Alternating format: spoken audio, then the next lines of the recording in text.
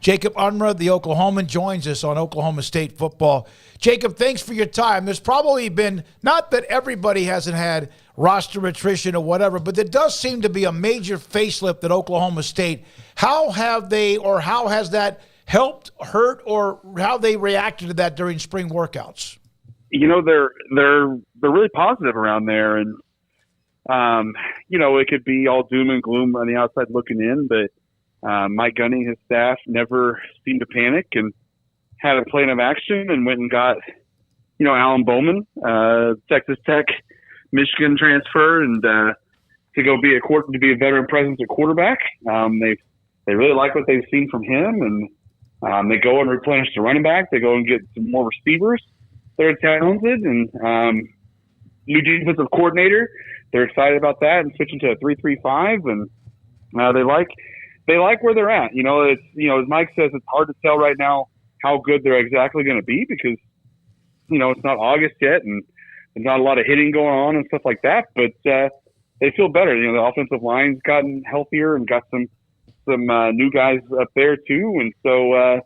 You know, they never really, you know, they let all, you know, as everything kind of swirled around them, they just stuck with their plan, and Mike stuck with his vision. So was there ever any time of tension of like, oh, crap, we've lost all these starters, or was it just, oh, well, this is the nature of the beast? And, you know, I don't think they enjoyed it per se, but I think they understood that this is where college football is going, college athletics in general, really, with the portal, and, you know, that they had to just, I mean, move on and move forward. And they did, you know, seem to do a good job of that for the most part. And, you know, it's, you know, we didn't get to talk to Mike since the bowl game until spring practice started. And so it's hard to say really what kind of happened in the middle of that. But, you know, they seem to go out and get players they really like and the players that fit their system. And as they're changing some things too offensively, but, they, you know, when you talk to people now looking back, no one ever really has said, oh crap, you know, we're in trouble here. Instead it was, all right, we got to go to work again. So. Jacob, not to dwell on the portal because there are definitely other things to ask about here, but they did just this week have the departure of Caleb Etienne, and I know that Gundy talked about that. And I guess felt like he had lost his job there and wanted to move on to BYU. Can you take us into that room and kind of what that means and how much of a surprise was that? What does that do to the depth, for example, all those kinds of things? You know, I don't know. I guess the surprise factor was that, you know, he might be losing his job, but also the guy that's taking his job is hurt this spring, and Dalton Cooper, the Texas State transfer. So I don't there had to be some pretty heavy writing on the wall there for Caleb to realize that he was, you know, going to lose his job. But, you know, and I think OSU feels really good about Dalton Cooper and what he brings. And, you know, I don't think there's any hesitancy with that there. And I think this just really just kind of hurts some depth in a way. And a guy that has experience, because just the week before, you know, Mike was talking about how they have, you know, 6 to 8 to 10 guys that they felt like they could go and put out there and on the line. They haven't had that much depth in a few years now, and they feel like they had guys that can go out there and really help. And you know, that's just one less guy that could do it. That, you know, started and played in all 13 games last season. You know, that hurts in that regard. But you know, they went right around and filled it by grabbing a JUCO guy for the 2023 class that they feel really good about, that might be able to come and make an impact. And so, you know, they're not wasting time with keeping that depth as much as they can. Do you feel like because at the quarterback position with the transfer that he knows the Big 12? How much do you think that might help, if at all? You know, I think it helps, but, you know, OSU's got an interesting schedule this year. They're not playing a lot of the traditional Big 12 teams. So I don't know how much helps when they're not playing Texas or Texas Tech or Baylor or TCU. None of them are on OSU's schedule this fall. So I think it helps. I think really they just wanted a veteran guy because, you know, Garrett Rangel got some time last year. Spencer Sanders was hurt, but he was a true freshman. You know, so he's been on campus for a year now, and, you know, you like what you see, but you want that veteran guy. And Zane Flores, their incoming true freshman quarterback is here, and they really like him, but they don't want to put him in that same situation. And Gundy's coming off elbow surgery, and so it's kind of a thing where you get that veteran guy in there that if you can keep him upright and healthy, can really make a difference and help these other guys grow in the 1 year he can be there. So I think we probably talked about it a little bit at the time, and we've seen certainly some of the reaction from Oklahoma State fans and our forums and all that, but what has been sort of the overall general reaction to who's missing on this upcoming schedule, and no Texas, no Baylor, no Texas Tech, no TCU? How have fans kind of taken to that? I think the fans are a little more upset than OSU was. It's mostly a 1 year deal. Obviously, I think it'll get back to some Texas schools on there once OU and Texas leave for the Big 12. I think that's going to get some more back on there. But Mike Gundy, I asked him about it this last week, and he said basically he wasn't too concerned about it.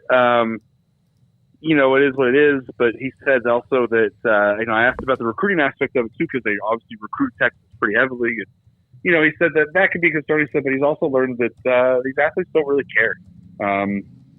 They don't really ask anymore about that, the way the sport has gone and stuff. Families aren't as concerned. Families maybe a little more concerned, but, the athletes themselves don't really worry too much if they're going to be back home playing in Texas as much. And so, they're not worried. I think it got blown up a little more outside of that since the fan base is used to easy trips like that. And that's the hard part of this OSU schedule is for the fans, the travel is really less than ideal.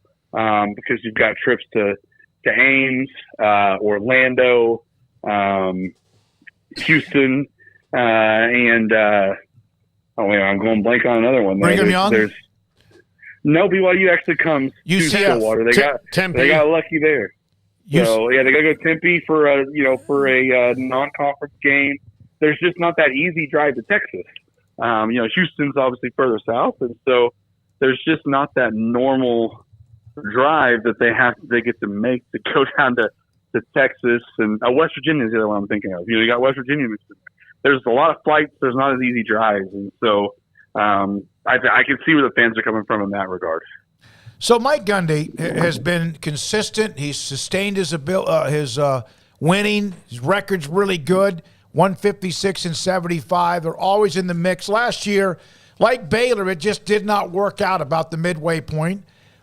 Has he ever discussed what went wrong? I know they were young and they had injuries and all that. Don't get me wrong, but did he ever kind of just somehow look at what actually went wrong? He points to the injuries and stuff when you ask him, and I think some of it was schemes. I think, when you look at the writing on the wall, the way they're changing things this season, they've gone back to a more traditional blocking scheme up front. They're going to run downhill more. They're going to try to play more power football. They're going traditional tight ends and fullbacks instead of just the cowboy back, which is a hybrid position of that. I think that's kind of an answer too, because when they started losing injury, they lost Spencer Sanders, and when they lost some of the receivers to injuries, and even a couple offensive linemen here and there, they didn't have the ability to go and run the ball downhill. They didn't have the ability to go and just slow things down and go do what they did. They were built to throw the ball, and I think that scheme right there really hurt them.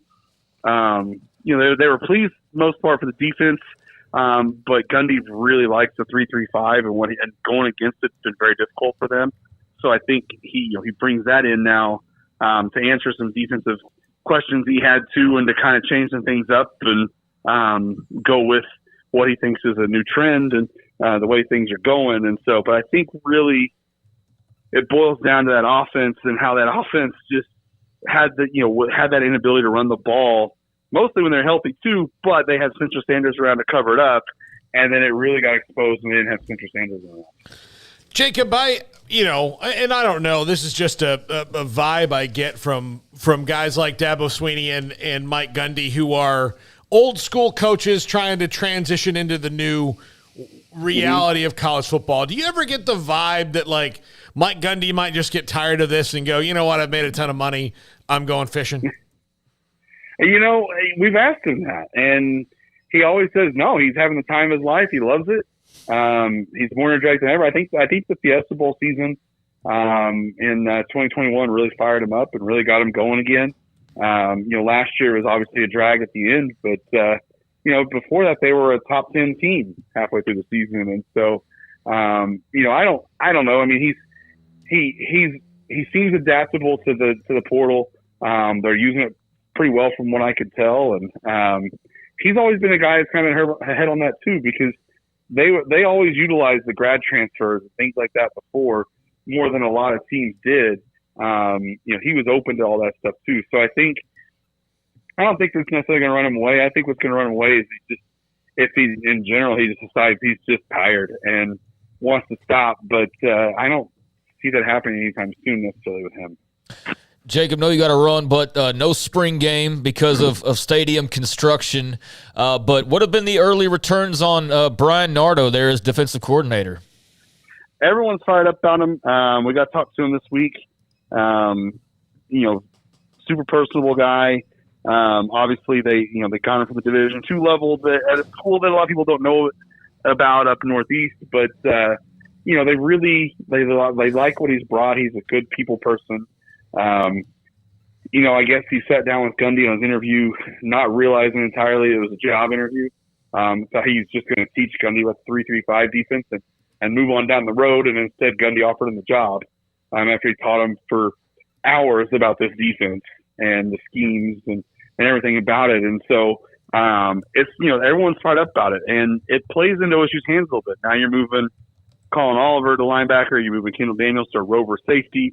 Your two most athletic, best defenders in key positions, and but everyone likes what Nardo does. He's very good at teaching the system, and they like the way he goes about teaching it to people and helping people, because he's not necessarily a guy who is going to yell and berate players and stuff. He's a guy that's going to be firm with them and embrace them and help them, and I think they really like what they've seen of him so far, by all accounts.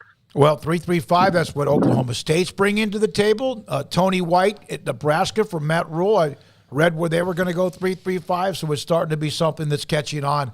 Mm-hmm. Jacob, really good stuff, man. We appreciate it. Thank you so much for being a part of the show.